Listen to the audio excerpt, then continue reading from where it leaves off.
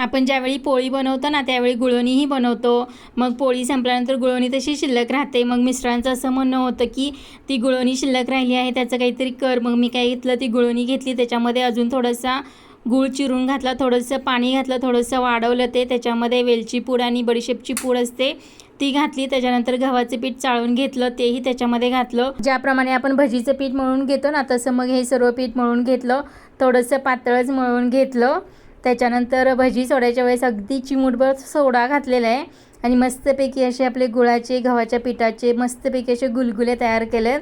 बघा, तुम्हाला ही रेसिपी कशी वाटली, आवडली का? आवडली असेल तर नक्कीच सांगा। तर तुमच्याकडे सुद्धा कधी पोळ्या केल्यानंतर गुळवणी शिल्लक राहिली असेल तर असा उपयोग करा आणि अशा मस्तपैकी गोड भजी बनवा।